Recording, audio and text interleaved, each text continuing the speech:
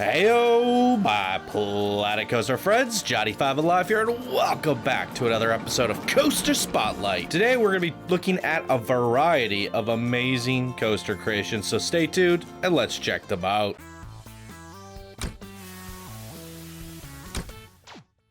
Alright, welcome back everybody. If you guys are new here, be sure to smash that subscribe button. If you end up enjoying the video, leave a like. Come join us on Discord. Links are down in the description below. And as well, if you guys like what I do here on the show, or you just want to get your creation seen guaranteed, check out my Patreon page, as you will get spotlight priority and other bonuses such as getting your name put in the credits of every video and some other fun stuff. So check that out. Links are down in the description below. And with that out of the way, let's get into the first creation of the day. Hidarugami, created by Strawberry, one of our Discord beginner builders and silver patrons. Thank you so much for your support. And here they say, hey Johnny, this was a coaster I did for Halloween. It is based on the old Japanese story about Yuri ghosts called Hidarugami, the Hunger Gods. My adaptation of this story goes as follows. There are many stories about the travelers disappearing while walking alone on the lonely mountain path, suddenly experiencing a feeling of overwhelming starvation. The traveler will fall to the ground confused and clutching their empty stomachs, unaware that they are under attack from the Hidarugami.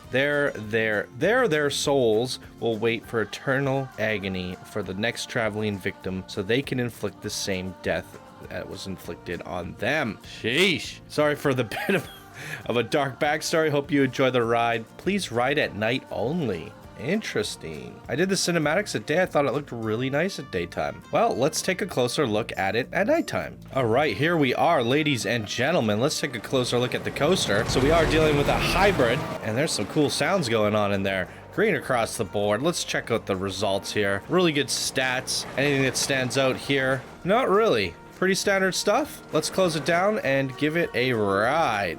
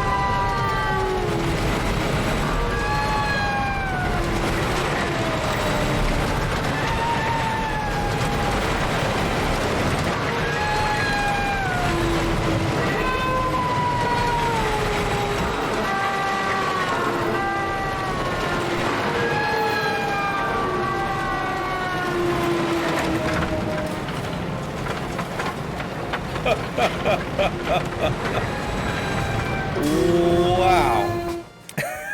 I gotta say, I love me a good backstory, and it is a very interesting backstory indeed. However, those ghosts are extremely obnoxious. The wailing screams of starvation, really obnoxious, but also somewhat terrifying.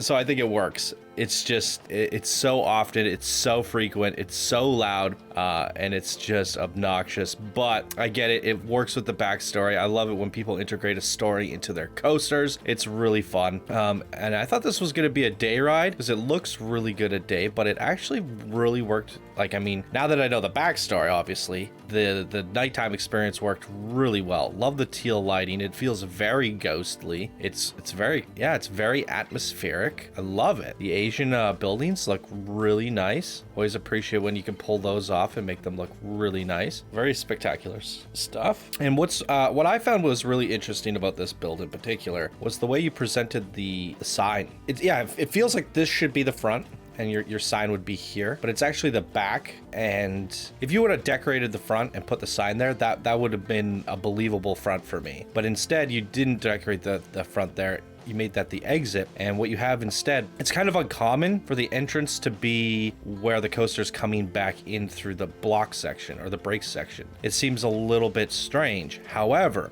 in this case, I think it works really well. It's just unorthodox. It's different because you don't really see the boarding sign unless you're here, but this is where the queue is. So it actually works really well. It's different, and I think that works. And in terms of composition, if you're looking at the sign there, you get a nice shot of the boarding station and the first drop. So comes together quite nicely. Like the decorations, the coaster track was fun. So not much more to say about this other than spectacular job on this one here today, Strawberry. And Strawberry's coming out strong. I think this is like the 4th or 5th creation that I've featured from you, Strawberry. And it seems, yeah, the Swamp Thing, Clean Water, Cosmic Cow. Did I do Zeus and Poseidon? I did the Cult. So this is definitely on one of your stronger creations. Actually, the Clean Water was amazing, wasn't it? Yes. Okay, yeah, Clean Water was your best creation by far. But nonetheless, another good one from Strawberry here today. Links to their workshop are down in the description below if you want to go check them out, you guys. And let's check out the next creation of the day. Koeningsgipfel, created by Ben Smith. Their rank is not showing up. That's unfortunate. And here they say, King Franz invites you to the new castle in the Australian countryside to investigate the strange mountain near his castle. You ascend the mountain to find not everything is as the king says. The name Kuneneinschepfel translates into King's Peak in German. Hi, this is my first blueprint and submission. The layout I created was inspired by the Steel Vengeance and the Untamed in real life. Hope you enjoy. Also, I would love to get a lot of tips as I'm relatively new to the space. Thanks for all the work that you do. Inspired by the Steel Vengeance. Whew, that's a lot to live up to. All right. So that explains your rank. This is your first creation ever. I guess Discord has not assigned you a rank yet, or it has not translated into the submission form just yet. Boom. All right, let's take a closer look at this, shall we? So here we go. We have another hybrid coaster. And let's take a look at the stats here.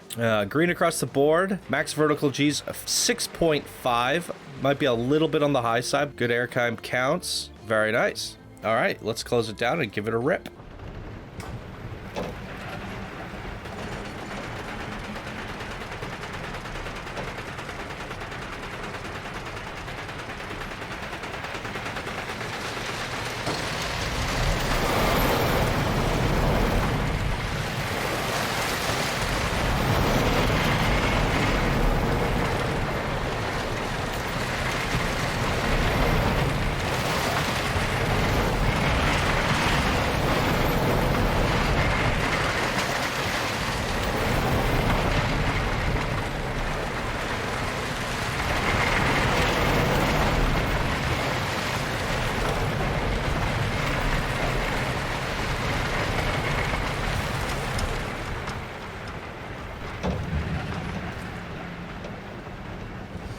Okay, let's talk about it. So, inspired by the Steel Vengeance, I gotta say, for an RMC coaster, you gotta let it rip. Let it rip. Bring that lift up higher, let it go fast and furious. And now, one thing that is definitely noticeable about this track layout, it's all left-hand turns, except for the very last one coming into the station, but you've already hit the brakes and you're just pulling in. The coaster never once turned right. So you definitely need some more extreme variation between your banking, and even like here, it doesn't have enough speed to go through there, and I felt like it was very anticlimactic, especially for the first drop.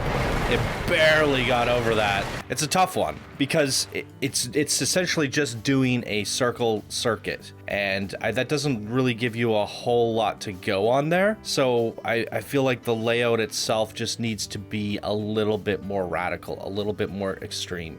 Even these little airtime hills could be brought up a little bit higher. But then again, I also feel like the coaster just needs more speed overall. It's just not getting the speed it needs to get out of the station. Yeah, I'm struggling a little bit on the feedback on this one. If you guys have any words of advice for Ben Smith here, leave your comments down below. I know the Steel Vengeance is such an extreme, radical, and very tall RMC, probably double or even triple the height of this. So with that speed, it's able to do a lot with the track. And here I feel like you just didn't have enough speed to even really get the coaster track doing very much at all. So I'd probably, for me, take this one back to the drawing board in terms of your track design, come up with another one, submit that, and maybe we can come up with some better feedback for you, or maybe some of the wonderful viewers will have something for you down in the comments below. In terms of aesthetics, we can definitely talk about that here. The big rock mound concept, it's very difficult to do, and there's not a lot of variation with your rocks. There's not a lot of moss or ivy or things sticking out of it, which makes it feel very plain, and then you kind of just surrounded it with trees. This is something I definitely see a lot from beginner builders, which is a bit of a pitfall, you know, just trying to get that coaster layout and then cover it with rocks and cover it with trees, and it doesn't come out looking aesthetically that pleasing. Then you have this, I guess, German castle over here, but it doesn't really have any elements that scream Germany. There are new German pieces in the new packs, the World's Fair packs, and I feel like maybe you could have pushed that a little bit more and had a bit of a German town vibe out front, just to kind of sell the ambience, because there's no like real distinction. A castle is a castle. You could have just a regular castle in Germany, but I think having some of the German aesthetics around the castle would really help to sell that vibe. So there's certain little, you know, accents and things that you can do to make it feel a little bit more German. Now, this little garden area feels a little bit pointless because it's not doing anything. It's not serving as a queue, and it's just there. So my thought process with certain things, if you're not using it, don't build it. This is a lot of wasted real estate. Like I said, all these little shrubs, all these girders, all these pieces, all these lampposts, all this fill would have been enough pieces to make you a nice little German set, like a little marketplace, or, you know, whatever you want. And I think that would have gone a lot better, because you think it's going to be for the queue, but it's actually not, and the queue passes through here. So I'm not a big fan of the garden, and if I were to do a garden, I would actually kind of like build it on a hill and ripple it down and then embed the sign. So you have the sign here. So this is where your garden work should have been. Sign brought up a little bit, garden cascades downward, up and behind it, and then you have this like nice, beautiful, lush garden with a sign up on the hill. And I would have gone with a custom sign or a much larger sign. And yeah, that's pretty much my feedback. I guess we can take a look at the nighttime lighting. We have nothing going on over here and a lot going on over here. So it's a little bit imbalanced in that sense. I feel like there's a little bit too many lights on the castle, and the candle lights on the outside is very, very awkward. No one would be able to light those candles. I guess if you came up to the windows, you could stick your arm out and light the candles, but those candles are going to get blown out by the wind, right? So it's very unrealistic. I would actually just do a couple torches around the base and then some lights on the inside of the windows or something, just some ambient area effect lights to light up a couple of the windows to make them look like there's someone inside with a candle on the inside. So yeah, I would definitely stray away from using the candles on the exterior of a building. These lampposts, they are the Asian lampposts, which are kind of they're a counter contrast, I don't know my words today, to your current theme. And with the big forest here, I just probably put a couple lanterns about. It doesn't have to be really well lit, to be honest. But yeah, there's a little too much going on here, and that's my feedback for you here.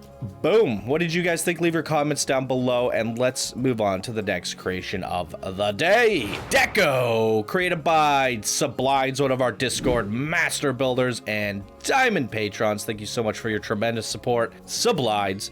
And here they say, Deco is a compact 4K launched coaster blueprint set in the 1920s Art Deco city. Explore the various detailed buildings on this quick and fast ride. Hope you enjoy. I'm actually really stoked about this one. It's gonna be short though, I'll give you that. So let's take a closer look at it, shall we? So here we go. We have a launched vector, green across the board, and here's a look at the stats. 33 seconds in duration with a 10-meter drop.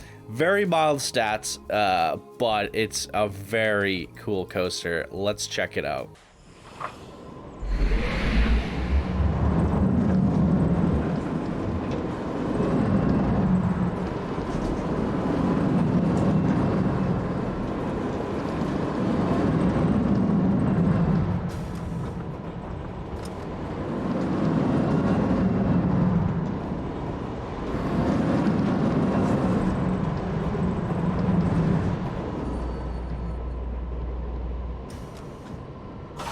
Boom! There it is. So quick that I think we have to go at night.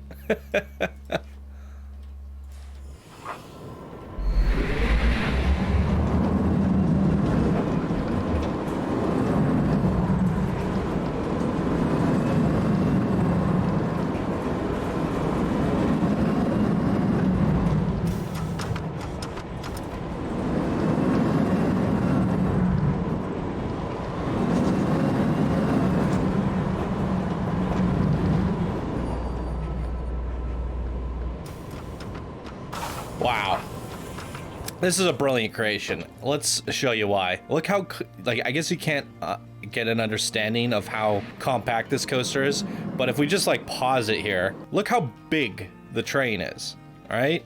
Compared to the buildings, look how big the track is. So if we take a comparison to the other coasters here, look at that. Look how tiny it is. It's an acorn.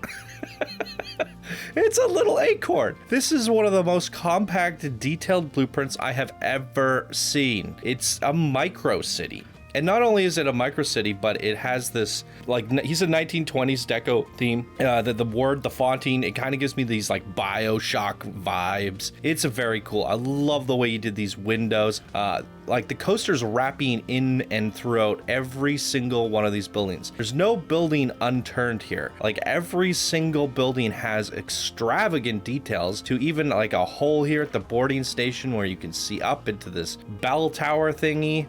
I mean, this is an incredible masterpiece. It truly is. There's so many freaking details in here, and it's, I don't even know how you go about assembling this, because it's just madness. It really is. Just getting the buildings to look the way they do. Most people would struggle coming up with a storefront or building that looks this good. Let's also switch it to daytime so you can get a feel for that. Just the textures, the details, the columns, the archways, the windows, all on like 15-degree angles turned. It comes together really nicely, and then it's embedded into this archway with a cross section here, overhanging the track on the front. This beautiful signage, I don't know what you call that, archway. It looks very fancy. And all the buildings, they're angular, they're shaped, they're rigid. They're not just boxy. And when we do have boxy, it's covered in slanted pieces, and then it's wedged in with more slanted pieces. You know, like those are the details that I've learned to appreciate, and I know that it's not easy to do. It's certainly not, because a lot of these are going to be broken into multiple pieces, and it's extremely complicated. None of these are actually made up with like the actual wall pieces. They're free-formed pieces, rotated, snapped into position, and it just creates a lot of wonderful variation. And you can see the way that the track goes around and hugs all of these pieces. Whenever you have a dynamic shape, a dynamic slant, the coaster is hugging that contour, and that to me is a work of art. It truly, truly is magnificent. I don't know what to say. Probably hands down the most artistic, tiny coaster blueprint we have ever seen. I've always said, when everybody keeps trying to tackle these buildings incorporated into, like city buildings incorporated into blueprints, and they end up running out of pieces, or it looks really awkward. Now I think I saw one, and I want to say it's from Sublimes, which was the Cyberpunk one. Please tell me it was Sublimes. Let's open up his workshop. It was. So he's the only one that does it right, as far as I can tell. When you're trying to do these building pieces, you run out of parts very quickly. So you have to do it small. So it's like, it's just smart. Because if you look how big this guy is, right? The building's actually only like 4 stories, but they look humongous. It's a very cool illusion. I love it. Really well done. Hats off to you, Sublimes. You've done it again. And honestly, I loved your Cyberpunk creation, but I think this tops it. I know your Cyberpunk has like all these crazy colors, and it's just as cool in very many different ways, but I think this has more of a rustic, cool theme that's much harder to achieve. Because with Cyberpunk, you can get away with a lot of like, oh, it's just because, like, it's sci-fi, you know, you can get away with things. But here you had to really be precise with every single block in order to make it believable. Whereas like something like Cyberpunk is always unbelievable. Like, you know, it's hard to conceptualize what that would be, and you could just put lights everywhere and just be like, yep, there it is. So I think this one is one of your finer creations, my good friend. So absolutely amazing stuff. What did you guys think? Leave your comments down below. And that's going to do it for us here today. If you guys enjoyed, please be sure to smash that like button. Subscribe for more daily Planet Coaster videos. And if you'd like to support the show, please check out my Patreon page and you can get priority spotlight and all that good stuff. So thank you to all the patrons in this episode here today. Really appreciate your guys' support. And thank you all so much for watching. And I will see you guys in the next video. Bye now.